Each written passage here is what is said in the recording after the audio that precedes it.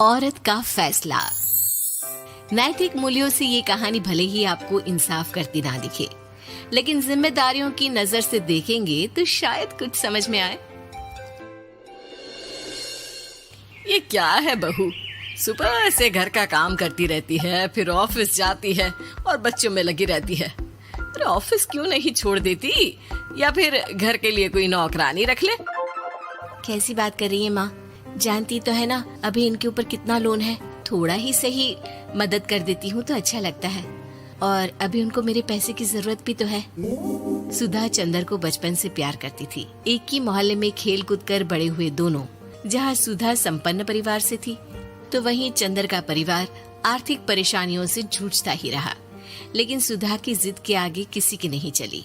सुधा, कल ऑफिस जल्दी जाना है और 2 दिन के लिए गुजरात ऑफिस के काम से भी जाना होगा। अरे कैसी बात कर रहा है बेटा, बहू को अगले महीने बच्चा होने वाला है, इस वक्त तो उसके साथ रहे। अरे कोई बात नहीं ना माँ, उनको जरूरी काम होगा, वरना मेरा चंदर ऐसे वक्त में मुझे छोड़कर कभी नहीं जाता।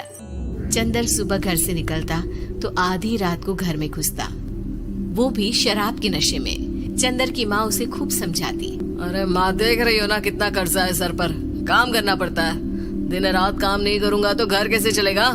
अरे लेकिन बहू को भी तो देख लिया कर, इस हालत में भी घर का बाहर का सारा काम करती है। चंदर तो जैसे माँ की बात सुनकर भी अनसुना कर देता है। ऑफिस के बाद चंदर का फोन माँ के पास आता है। माँ, वो ऑफिस के काम से आज रात के लिए पास के शहर के ऑफिस जाना पड़ रहा है, कल सुबह आ जाऊंगा। सुधा रात को कमरे में सो रही होती है कि उसके पेट में दर्द होता है। सुधा चंदर को वीडियो कॉल करती है। इनको फोन कर लो, शायद कुछ आराम मिले। लेकिन 10 बार फोन करने पर भी वो सुधा का फोन नहीं उठाता। ऑफिस के काम से गए हैं, हो सकता है बिजी हो। कितनी मेहनत कर रहे हैं हम लोगों के लिए। सुधा सो तो जाती है, लेकिन अकेले उसे कमरे में डर लगता है। अगले रोज चंदर घर आता है, जहाँ सुधा ऑफिस जाने के लिए तैयार हो रही थी। तुम आज भी ऑफिस जाओगे? कल रात भर तो ड्यूटी की है, थक जाओगे, छुट्टी ले लो ना। अरे नहीं नहीं, कैसी बात कर रही हो, ये तो पॉसिबल ही नहीं है। अच्छा रुको, मैं जल्दी से तुम्हारा खाना और नाश्ता बना देती हूँ। बेचारी सुधा ऑफिस जाना छोड़कर लग जाती है पति के लिए खाना बनाने, उसके कपड़े प्रेस करने और जरूरत का सामान मुहैया कराने के लिए। हो सके तो रात की ड्यूटी मत लिया करो ना, मुझे बहुत डर लगता है। अरे यार क्या है, तुम तो ऐसे बिहेव कर रही हो कि तुम ही अकेली हो जिसे बच्चा होने वाला है। इतने लोगों के पति जो काम के सिलसिले में बाहर होते हैं, उनका क्या? सुधा को चंदर के मुंह से ये बातें अजीब लगती है। अरे हुआ क्या है तुमको? पहले तो तुम मेरा कितना ख्याल रखते थे, मेरे पास रहते थे, मेरी दवा से लेकर खाने पीने तक का सारा ख्याल। और अब इस बार तो तुम एक दफा भी मेरे साथ डॉक्टर के पास नहीं आए, क्यों? अरे पागल हो गई हो क्या? पागल वाली बात कर रही हो। काम धंधा देखो या फिर तुम्हें लेकर टहलता फिरूं। और मुझे शुक्रवार की रात को काम से निकलना है, सोमवार आऊंगा। सुधा को समझ में नहीं आता कि क्यों अचानक से चंदर को फील्ड का काम मिल गया है।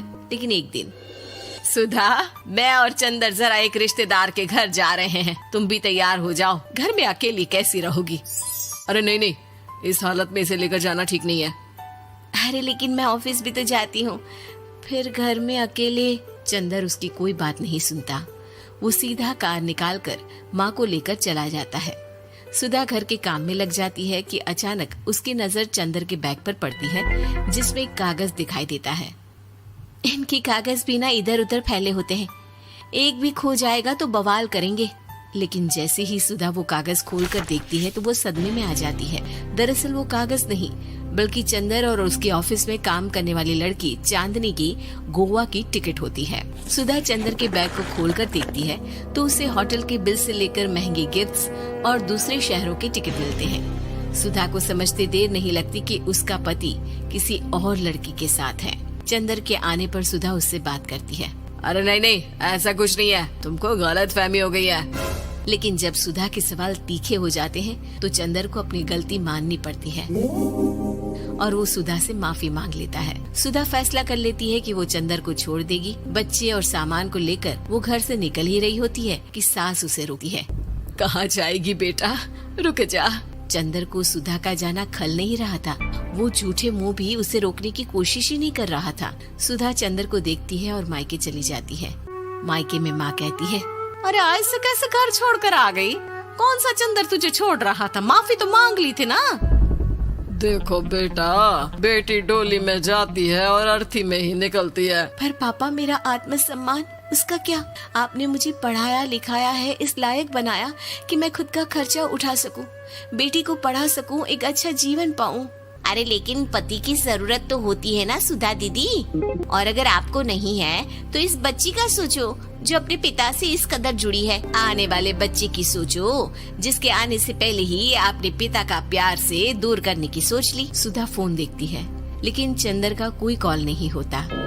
वो समझ नहीं पाती कि अपने आत्मसम्मान के बारे में सोचे या बच्चों के बारे में।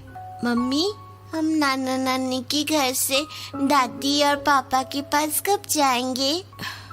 नहीं जाएंगे बेटा, अब यहीं रहेंगे। नहीं मम्मी, मैं पापा के पास जाऊंगी, मुझे दादी के साथ रहना है। और मेरे साथ? हाँ, आपके साथ भी तो, सबके साथ माँ। देखो सुधा दीदी, आपके सर पर पिता का साया होना जरूरी होता है।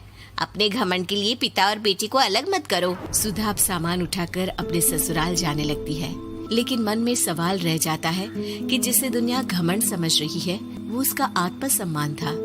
चंदन ने माफी जरूर मांग ली, लेकिन कभी ये एहसास नहीं दिलाया कि वो सिर्फ उसी का है।